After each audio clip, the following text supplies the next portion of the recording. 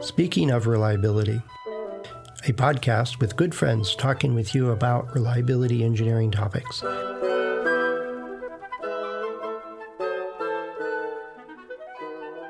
Welcome to Speaking of Reliability. This is Fred Schenkelberg. And this is Kirk Gray.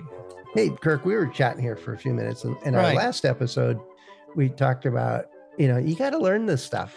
And so my thought was when we were chatting about this and that and looking for research for citations for papers and books and all that other stuff, is that these days you can research quite a bit online pretty quickly. And with a little bit of effort in a decent library, you can find a lot of material and get up to speed on something. Right. Pretty darn quick if you're willing to learn, and that's right. Call people and talk to them or do stuff. But there's a handful of options of how to do research on, say, a failure mechanism. Let's pick something that's I'm always interested in. Yeah. Well, definitely the internet has brought that to, the world's library to your desk, and searching the vast amount of information that's available is much easier with things like Google Scholar and now ChatGPT. Always double check your. Always check. Even double check. Wikipedia.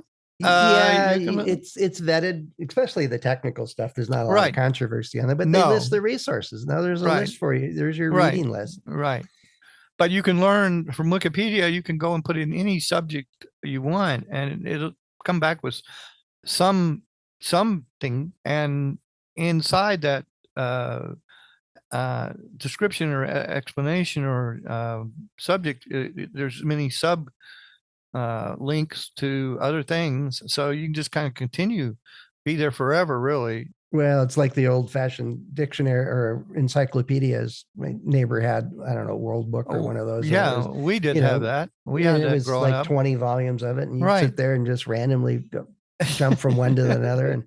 But the idea is that I think there's a different levels of it. I mean, if you're researching something for your PhD thesis, you probably are associated with a university or a college of some sort, and you got access to this library and search capabilities that, the internet's nice, but there's a standard they are looking for of, you need to be on the technical papers that are peer reviewed and all that other stuff. Right. Although I did see an article a couple months ago is that there's a third of the published medical related articles like last year were either completely or nearly completely created by a chat system, by an AI system, including making up data and making up conclusions.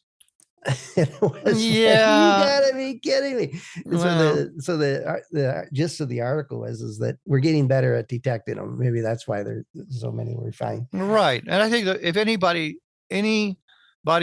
has deep knowledge of a subject and then goes into ChatGPT and asks ChatGPT about that subject, and it comes up with garbage answers, or it comes out with answers like I've asked about Halt and Haas and testing electronic hardware and that kind of thing. If it comes back and it shows you that, you would agree with it, if you're the expert, then it's a valid thing. Well, that's valid. But if you're not the expert in it and you just want to learn a little bit Halt and Haas. But you can ask for references. You can ask ChatGPT to give references. Oh, yeah. And then click on those to go to those references to see if they're valid. So I don't know that, I hear all this, AI manufacturing, creating information out of nothing or just bringing up. And yes, I'm sure that has happened. But my experience with ChatGPT and the way I ask the questions and the way it comes back with the answers, it also, on the higher level, 4.0, it asks, keeps asking you, would you like references? Would you like more information on this particular subject? That's my point, though, is that it's a tool. And it's a tool, like any tools, right? But the idea here is that let's say you run into an issue, and we'll use the example I got the call on the other day, the fiber optic cables. Right. So all of us, any one of us could go into a browser or to online and go, how do fiber optic cables fail? Right. or something like that. Right. And you'll get pretty basic stuff, but it's, it'll list 5 or 10 common issues that are known and what you can or can't do about it and stuff like that. I think more importantly, though, is that if you don't know anything about fiber optic cables, it gives you a breakdown. This is how it's meant. This is its components. This is what it's made of. This is what it's used for. This is the basic language of how it's used and what are the interfaces. And oh, you need something to shoot light through it. Oh, okay, what's that? Oh, that's a transponder or a transmitter, and so on. But you can learn the basics, the language, and all that other stuff. But you can go into details too. You can go way down. You can go really way down, deep. But you can't get to the point where it says, here's the temperature and strand tension that we use to create the cables. That's probably proprietary to the manufacturer. Right. Just like you're not going to get actual case histories of how the fiber optics fail either. No. But the issue is the first level is just learn the language, right? What are the components called? Right. What's the other stuff? And then that's where I say, get off online. Is go look, take a look at what the authors are saying, what papers are out there, what discussion points, who's writing about it. And like, so for fiber optics, it's probably one or more vendors. And there's probably a customer service line with those things. Call them, learn a little bit of the language, have some questions ready to go, what you're looking for. Just call them and say, I'm trying to understand how to design this correctly or use it correctly or troubleshoot a problem correctly. Here's what I know. What should I do next? It's a genuine search for some more knowledge. Now you're talking to somebody that knows a little bit more about it. You think, you hope, contrary to our last episode. Yeah, I don't know. But if you can get a hold of somebody through a conference or through LinkedIn or through your networking or through a recommendation, there's somebody that knows something about it. Invite yourself over for an hour to pick their brain. I've done that. I don't know how many times with all kinds of topics. And just, it's, one, they're flattered that you think they're an expert at something. Right. But don't go over there and be stupid. Ask reasonable questions, listen, don't challenge it, stuff like that. It's a great chance to learn the next step. And then I find that once you got that next level, the basic language, a little bit of insights and prioritization, then you can look at technical papers going, well, this is BS or this is relevant. A little more carefully. You can read it and learn a bit more about it. And then to really dive deep is then follow up on those references, follow up on those citations, get the book on it. And then I think the fourth way is try to teach it to somebody else. It's the best way to learn that you don't know something is try to teach it. Well, that's true. And then try and teach it and then get the questions back from, somebody trying to learn and what you're missing and in there trying to understand it. So yeah, you're right. That's an excellent way to become a subject matter expert and validate that. I think that I'd say that I'd rather trust multiple sources from the internet, not just relying on one. And it's always nice to talk to somebody that has experience with it, but they're somewhat limited too. It depends on people, unlike us that have been with many industries and consulted with many companies. A lot of these kinds of people are just in one industry. If they're like their same company for 30 years and they know a lot about their product. Yeah. It depends on the company and how they work and stuff and how much research freedom they get and so on. But I look for somebody that's publishing and speaking at conferences and stuff like that. Sure. But if you get, the higher level you get and the more expert they become, I don't, it's more siloed too. One of the things also as a consultant, and you and I know this, that all we really have, we don't manufacture anything and send anything out, maybe a book or two we write, but our whole what we're selling is our brains, our knowledge, our experience in the 30 40 years that I've been in electronics, and the actual things I know from actual experience that, especially in reliability, that people can't talk about because of NDAs. Yeah. So that's kind of that's true with another topic for us. Yeah, that's true for proprietary information. Oh, So it was one. Yeah, I remember going to it was an internal conference at HB, and the speaker said, um, and this will be a story, or an example from a division in, I think it was Idaho, a division in Idaho, well, which will remain unnamed. But as soon as he said Idaho, there's only one product development system there. In Boise, I've been there. Yeah, it's kind of a wink, wink, nod, nod. Yeah. I'm not going to say who they are, but you all know who they are. Yeah, I visited that facility. Yeah, but it's one of the things is, I mean, one of the stories, and I probably have told it on other episodes, is I got a call. I was at corporate, and I was, the reliability group I was working with and building was getting more notoriety and stuff.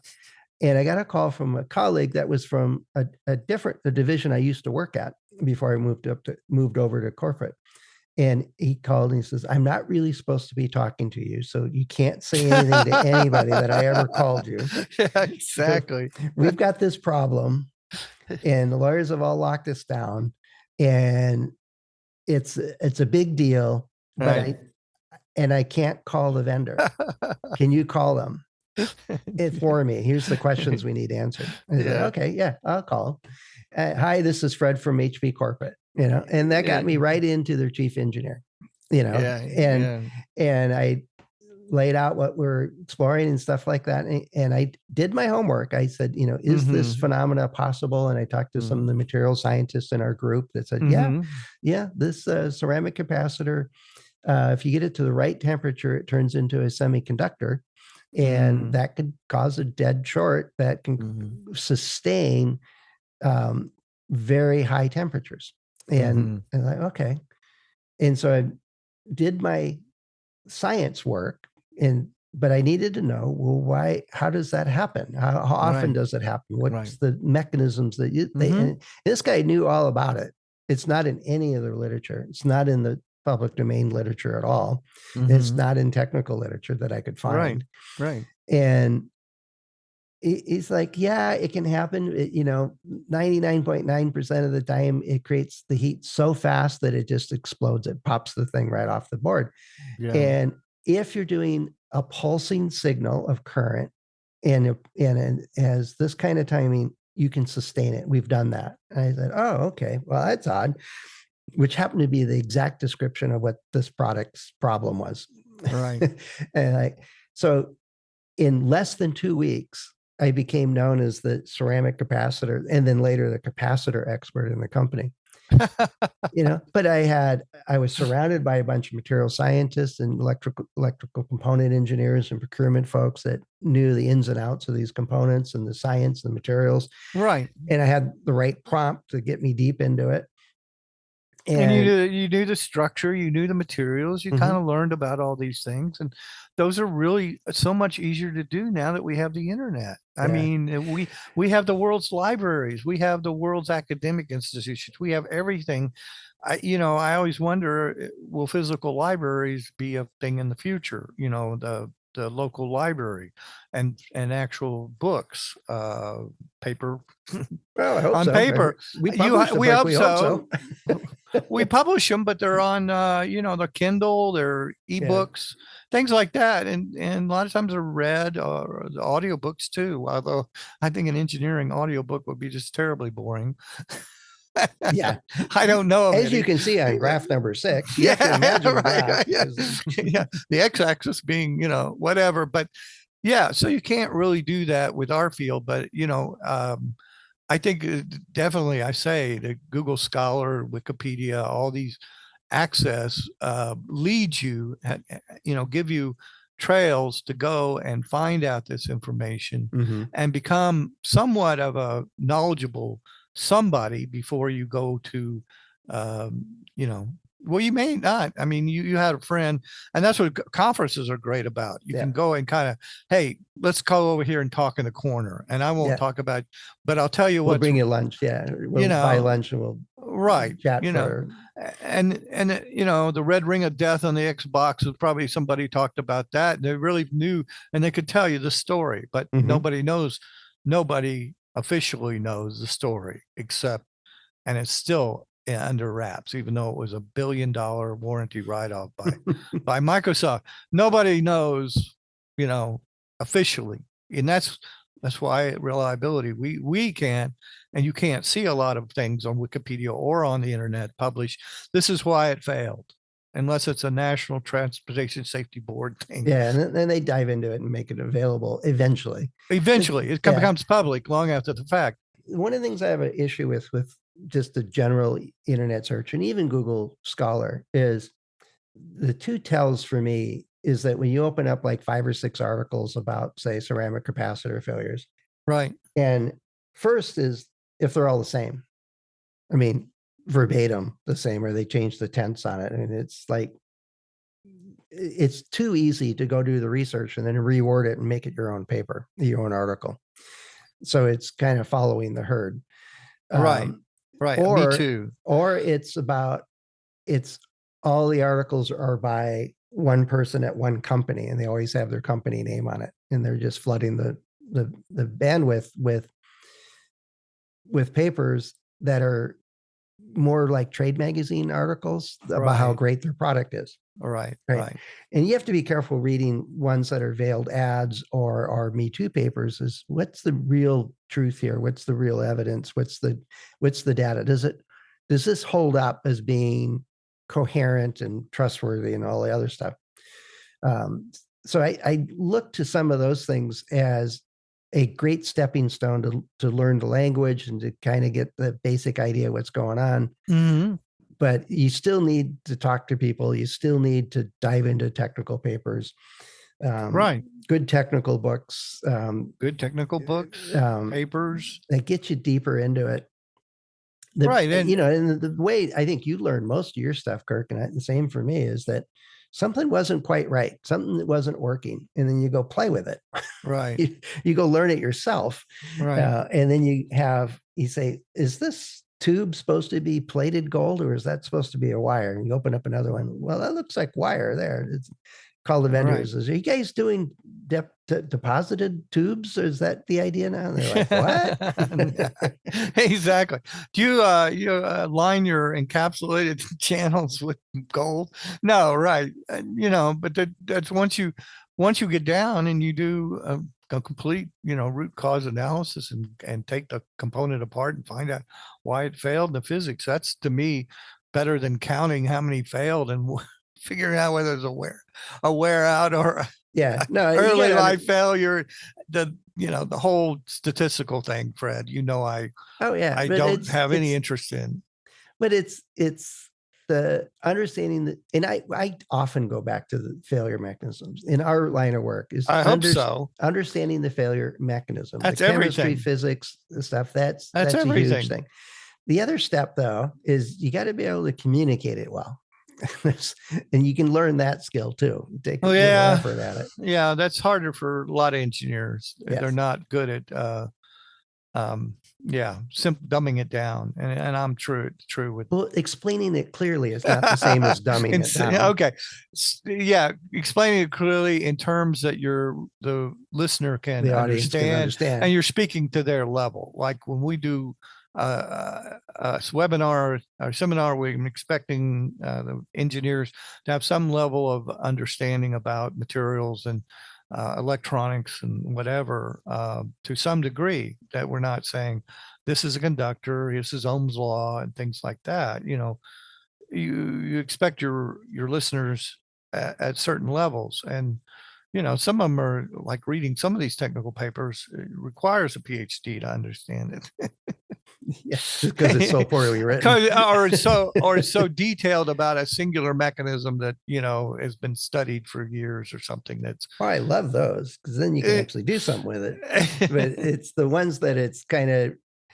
I've run into some papers that it's all in passive tense and it's just 75 words to say, and then the sun came up. kind of thing. It's like, Right. are you kidding me? Well, I got to write a 75,000 word, thesis or whatever. Yeah, exactly. Stop it. And finding citations or finding references that you can use. The word "the" was invented in the English language in the 1600s. So I know. every time there's a word "the," they cite it. Right. And the sky is blue, and the reason cite, and then go into that for 2 pages. Yeah, exactly. That's kind of what you can just and it's kind of a funny thing that you have to have, right, for an academic paper. You always have to have a bunch of references. That's critical. That's not true. What? I have written papers that I have had no references in it whatsoever. I had no citations in it. And you've Is my own work, my own research. Scientific journal? No, conference. Okay. But then it gets published in a IEEE proceedings, which is peer reviewed, and and I said, this is my own work, my own research. I did 100 assessments, and this is my take on it. This is how to do the assessment, and this is the aggregate results I saw on some of the pieces of that I got. I says, who am I going to reference? Me? I did the work. Well, when I use ChatGPT, sometimes it comes, because the subject is not covered by much, it comes back to that paper that the paper I'm trying. Yeah, it's it can be circular if there's nobody else doing anything out there. Yeah, that's true. But anyway, there's so much to learn, so little time. But definitely the internet has made that a lot easier and given a lot of more access to a lot more people a lot faster, that you don't have to go walk down to the library or check out a book. Go through the stacks of old journals. No, you can, all those powerful search tools, powerful AI tools now. And I know you're using them, I'm using them, and it's just like any other tool that engineers have invented, that it's another way, a step up, that, from calculators, from knowing your multiplication tables, to now using, I wonder if they're still teaching that in elementary school. Oh, I bet you they are. And I hope so. They can do it on their phones, yeah, I hope so. There's some basic knowledge it needs, but eventually we do have to start skipping and moving up. And, I don't know how far we go back, well, we're not teaching tensor calculus to people that don't know how to add and subtract and multiply. Right. Nobody's teaching a slide rule either. So really should. It was actually a lot of fun. What's that? Yeah, I enjoyed it. So yeah, you just, each evolution, and AI is going to be a whole different thing in the future. We'll see how it subject works for another podcast. Right. So anyway, if you're listening to this and you're writing a paper, or you're doing, or trying to solve a problem, right? I mean, most of what we talked about was pretty common sense, and a few hints and warnings and stories along the way. But the bottom line is that if you want to go learn something, you can. All it takes is saying, yeah, I want to go learn this. Right. And you can. There's so many resources. So many resources at it. So we'd love to hear what you're often researching, or if you found any hidden gems or chat or problems with the research, or if you have questions about a topic, where to get started, stuff like that. We'd be happy to help you with that. Let us know. Head over to accendoreliability.com/go/SOR. A couple of ways to get in touch with us. Kirk and I and the other hosts are available through LinkedIn and our About pages. And we get questions and comments in a wide range of all those options. So it's whatever works for you, we're listening. And we'll try to get you an answer or a response pretty quick. And then most likely it'll end up on a podcast at some point. We're approaching 1,100 episodes. I think we're about 20 away, 25 away, something like that. Oh boy! So, yeah, another time to break out another tape reel. Okay. Well, we'll do this again soon, Fred, and until then, we'll hopefully be talking with you about some other things too. Yeah. No, we'll keep learning. It's great. Along the way. Yeah, that's right. We share the information. So, all right. Thanks, Kirk. All right. Thank you, Fred. Bye. Thanks for listening. to Speaking of Reliability. We invite you to join the conversation. If you have a question or a topic that you think we should discuss in a future show, please let us know. You can find a comment box below the episode show notes, or just leave a note as part of a review on iTunes.